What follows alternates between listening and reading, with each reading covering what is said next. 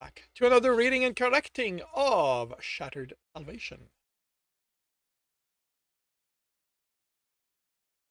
With me, Kindar, the Tiger Rider. Wow. And Ty, Tiger Supervisor. To listen to these live, it's every Tuesday morning, 8 a.m. Eastern Time on Twitch. Today we are doing Chapter 11. Where's Brian? Aurelian asked us to transfer all the data to his datapad. Brian is on voice return, of course. That was where he was. Of course, that was where he was. Brian was possibly the one person in the company more than Aurelian. Lyrian. He ran the entire way there. We have a problem, he panted as soon as the man seated behind the desk raised an eyebrow. About Geoffrey's party, I knew about it. I thought everyone was there, including you. Brian indicated the chair opposite. Lyrian dropped into this is about salvation. There's something wrong with it. Brian's smile didn't falter. Fully, just nerve talking. Salvation is a departure from anything that's ever been done with health-related technology. It's going to revolutionize how people live, how they... Damn it, Brian, I'm not here for the sales pitch. His data pad on the... I ran a simulation last night. This morning, Brian pushed the data pad back to her without looking. Ollie, we ran all the simulations already. In 4 years at most, the whole universe is going to be infected. Within a couple of weeks of all from all with a couple of weeks in a couple of weeks, all infections, all genetic defects.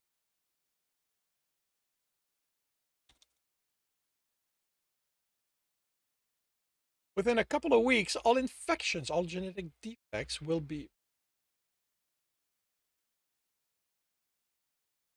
corrected. Days, Alarian corrected. Days, Ryan agreed. The point is that the statistical department ran more simulations than anyone else. They've looked at everything. Data pad, back to Brian, not everything. Not one of them looked at the effect of salvation over the long term. Brian looked at it. Right? Yes, they did. They studied how society will change because of it. The population boom. Ollie, they've covered everything. No, they didn't, Brian. Not one of them ran a projection of the effect of salvation on the body itself, because if they had, no one would be partying right now. He pointed to the datapad. Look at it. Those are the result of the simulation I ran. With clear annoyance, Brian picked up the datapad and swiped through the pages. Too fast to be reading any of the information. What am I looking at here? The statistical death of the universe within 20 years from release. Of release. It's dialogue I'm leaving. Ryan item. Ollie, that isn't funny. You know, you know the kind of money you know the kind of money I've invested in this. Ryan, when have I ever been one to joke about salvation? You put money in it, but you know the kind of time and energy I invested. You pointed to the datapad. That's telling you that if we release salvation, we are killing the entire universe. Ryan shook his head. Salvation doesn't kill, it heals.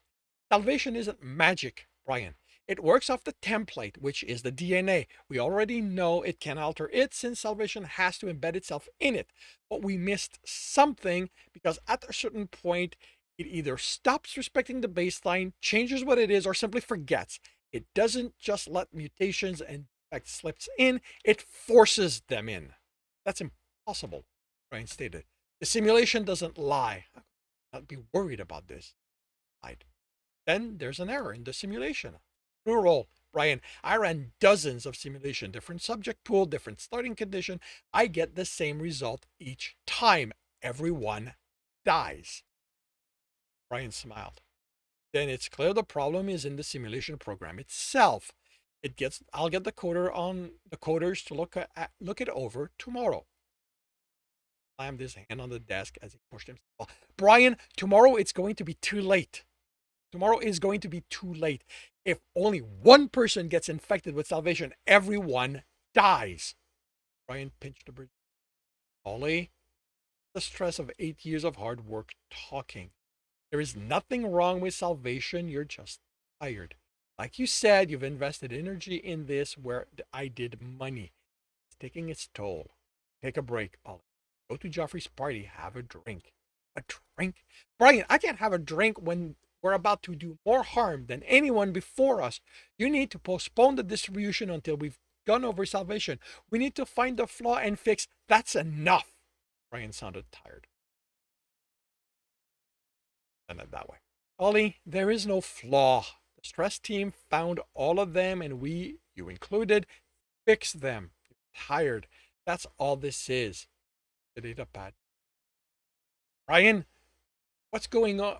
What it's going to what what's it going to cost us to delay? It isn't like you're selling salvation or releasing it to the universe for free.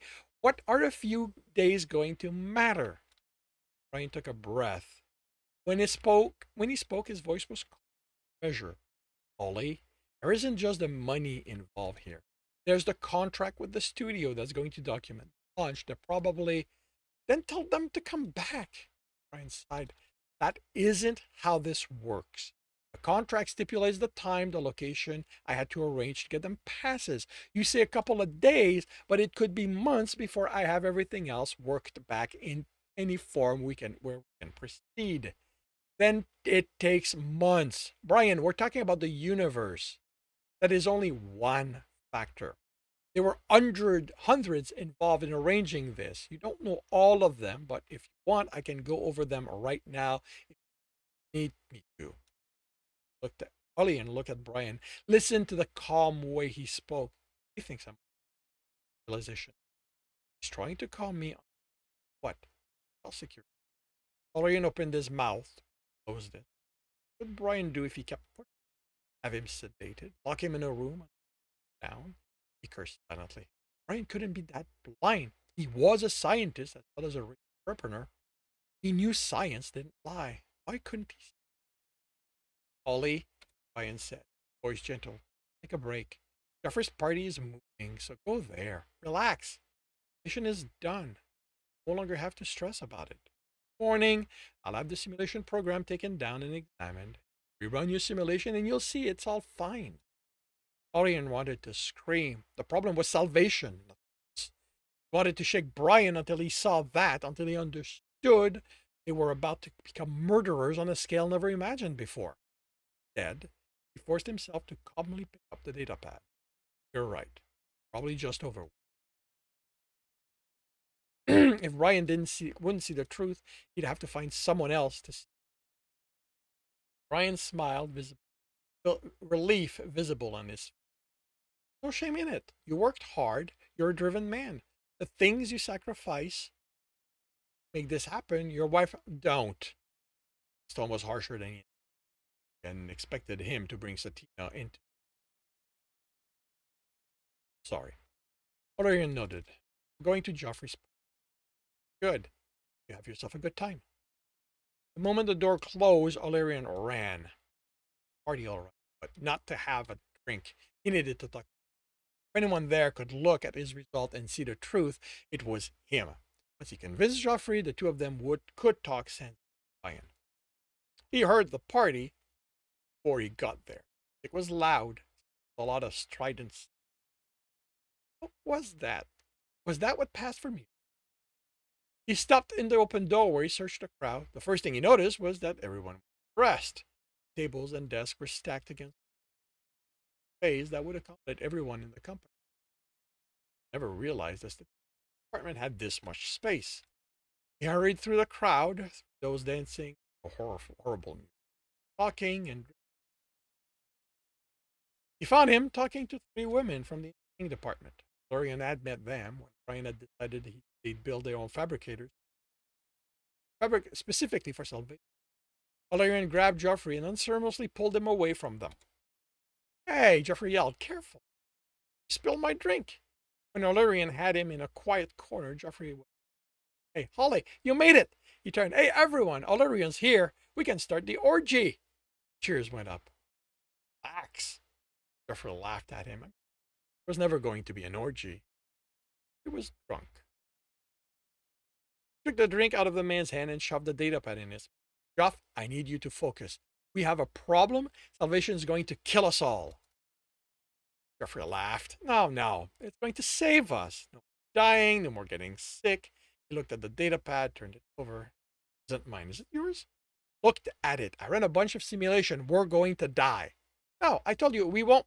Damn it, Jeff. Tell me you have some detox on you. You have to look at this. Brian won't listen to me, so I need you to help me convince him. Why would I bring detox? This is a party. More cheers went up. Like alcohol. His own personal act of rebellion against families. He didn't, so he didn't carry any detox. Run to the infirmary, 6th floor down, to get any. He didn't have the time. The fabricator could be moved any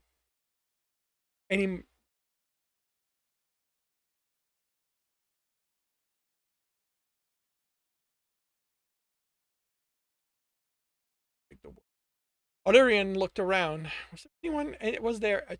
What were the chances anyone here was sober, or that they would understand the data he had? Everyone looked uninhibited enough for him to think they were drunk. No, not everyone.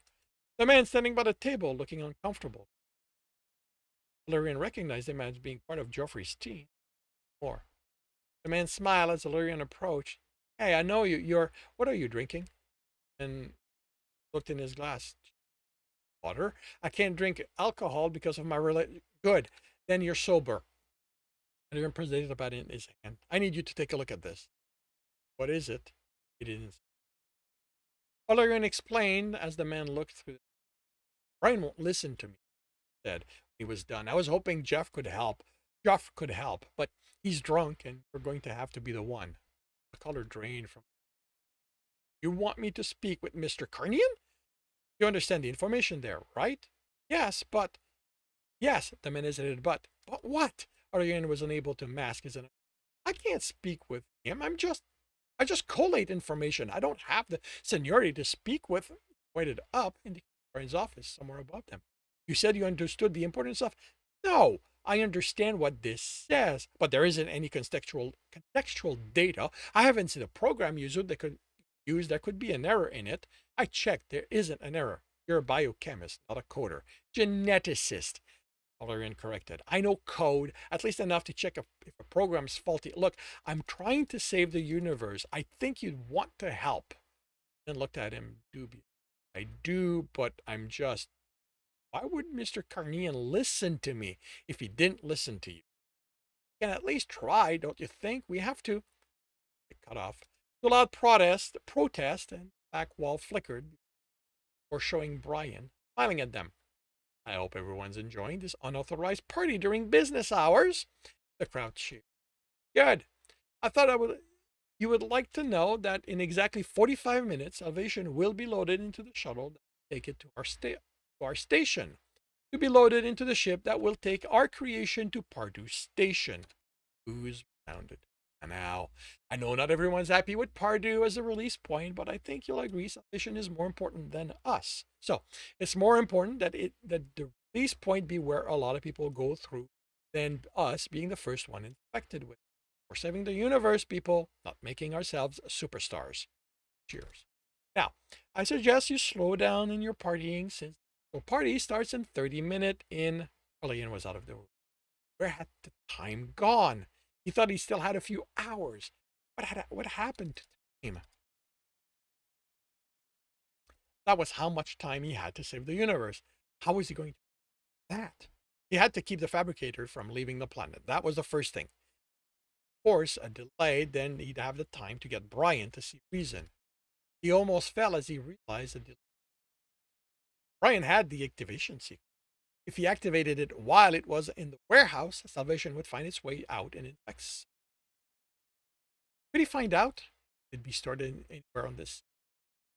The moment Brian realized the fabricator wasn't on the shuttle, he'd know Valerian hasn't activated.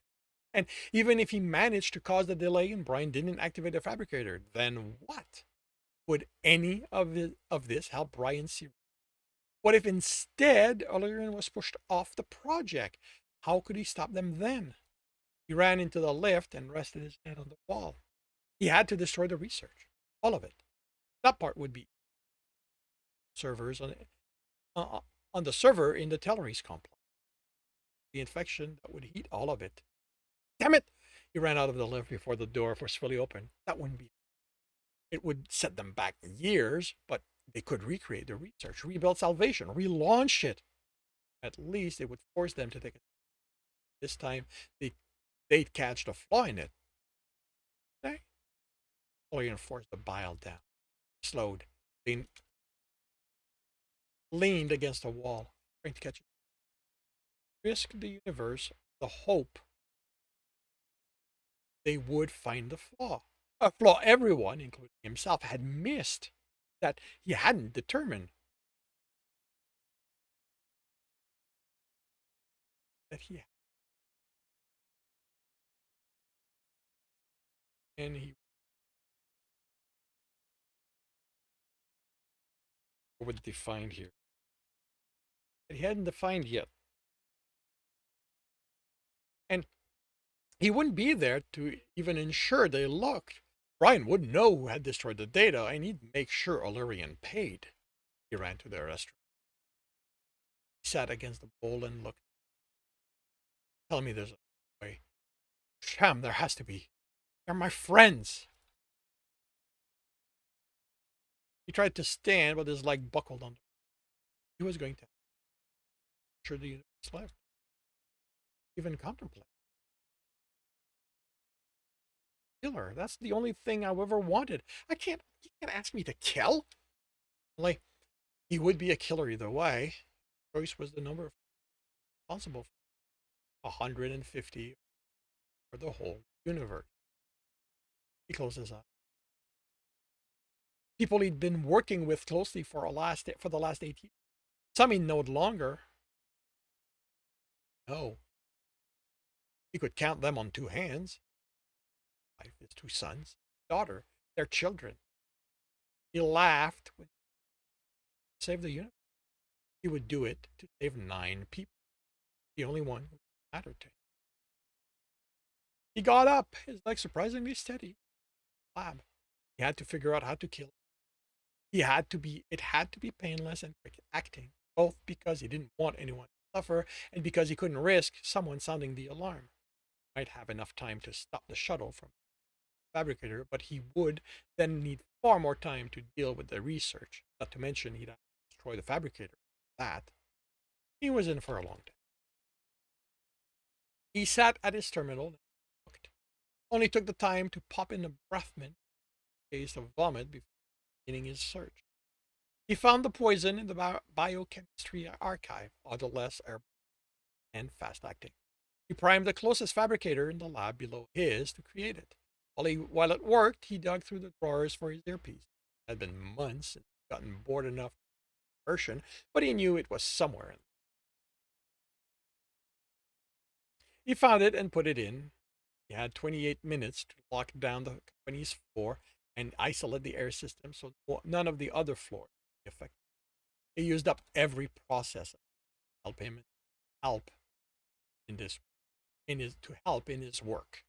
15 minutes in, the fabricator informed him he'd had it create twice what he needed to cover the company's. Wasn't taking a chance with it. With 5 minutes to spare, he'd isolated the floors, cut off the labs from the cut off his lab from the air system, and convinced it to ignore any reports from the sensor. Then routed the poison from the fabricator directly into. Switched the pickup. That was easier to handle since the entire process was computerized. He switched Salvation's fabricator code with something else in the warehouse. What? It wasn't like anything could be more dangerous than the virus. The shuttle wouldn't care. The sensor would read the ID, would match, and it would leave. Now, breathe. Now, he had time to deal with the search. He started on the program while contemplating the second part of that problem. Had to admit, only luck he knew about it. It had come as a surprise when Brian had told him about the backup server. It had made sense. After all, their research was vital to the. But in the joy of pure research, it had never occurred to Illyrian they'd need. Getting into that would time. Time he'd given himself. How? He pulled up the sensor grid. Everyone at the party was dead, so who had triggered it? He expanded the grid. Someone was stumbling away from the party, heading to the left. Leave this bad luck. There had been someone with a tolerance to the point. As he watched, the form staggered up to a knee, fell, and all life signs ended.